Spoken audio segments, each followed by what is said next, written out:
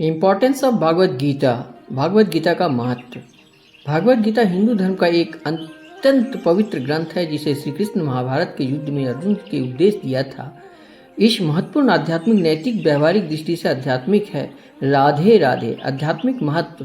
गीता आत्मा और परमात्मा के संबंध को स्पष्ट करती है और यह बताती है कि आत्मा अमर है और मृत्यु केवल शरीर का परिवर्तन है।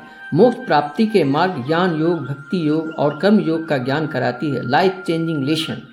नैतिक व्यवहारिक महत्व। जीवन में आने वाली कठिनाइयों का सामना करने की प्रेरणा देती है।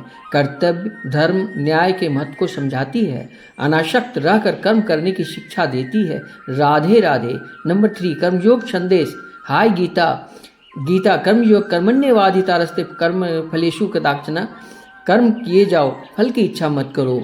सभी के लिए उपयोगी ग्रंथ। गीता न केवल धार्मिक ग्रंथ है बल्कि यह जीवन जीने की कला भी सिखाती है। विभिन्न क्षेत्रों के लोग, नेता, प्रबंधक, छात्र, साधक इसको प्रेरणा लेने और मोटिवेट हो जाते हैं।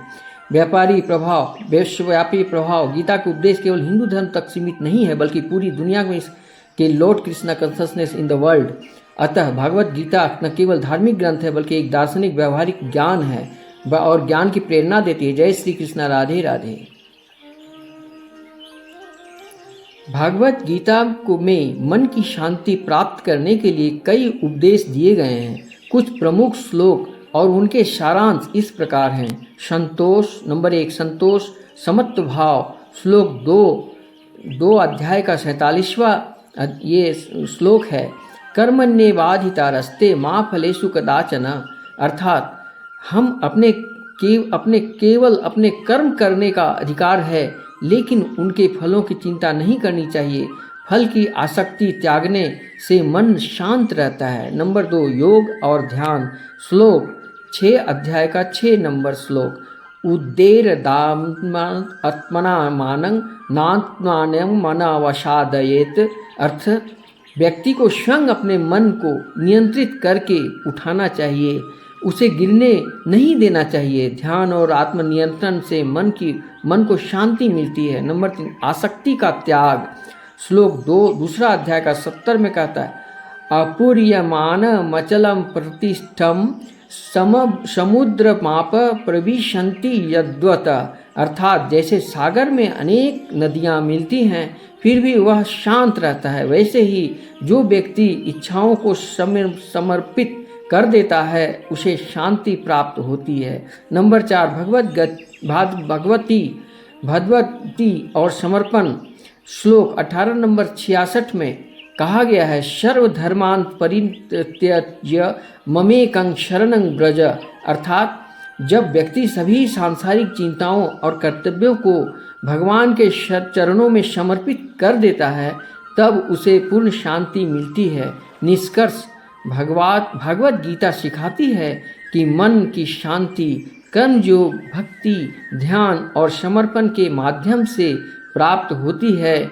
जब हम इच्छाओं और फल की चिंता से मुक्त होकर केवल अपने कर्तव्यों पर ध्यान केंद्रित करते हैं तो हमारा मन स्वतः ही शांत हो जाता है।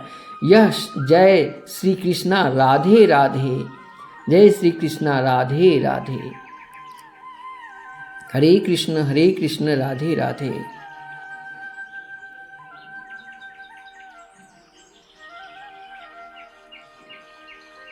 विश्व शांति गीता ज्ञान। Lord Krishna conscious in the world. शांति का महत्व।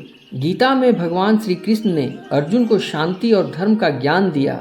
जीवन में शांति के लिए बिना सुख समृद्धि आत्मज्ञान संभव नहीं है। गीता के शांति से जुड़े कुछ महत्वपूर्ण श्लोक। एक शांति का मार्ग। शांतिं निर्विद्यं च आर्चायम।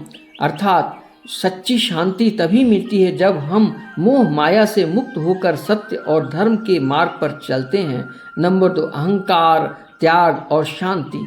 न कर्मणं अनारंभात् न नैष्कर्म्य पुरुषोत्तश्रुते। अतः केवल कर्म न करने से मुक्ति नहीं मिलती बल्कि निष्काम कर्म से ही शांति प्राप्त होती है। नंबर 3 शांति और भक्ति। भक्त्या माम भिजानाति यवनास्त्रास्मि तत्वतः। अतः जो व्यक्ति भक्ति भाव से मेरा स्मरण करता है उसे परम शांति प्राप्त होता है। राधे राधे। विश्व शांति गीता ज्ञान का सार।